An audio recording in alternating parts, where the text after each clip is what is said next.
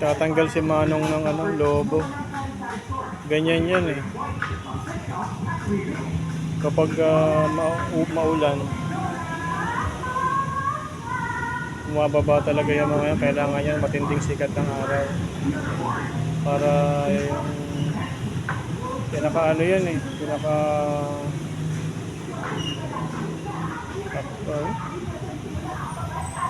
lithium ba yun? Basta yun, yung ano, nilalagay niyang para tumaas.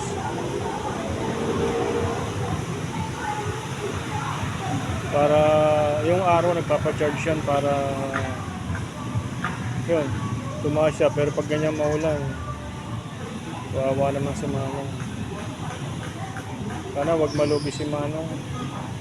Wawa naman. Nagmalaban ng parehas. Parang ako. Nakating ako hanggang dito. Montalban, Kasiglahan.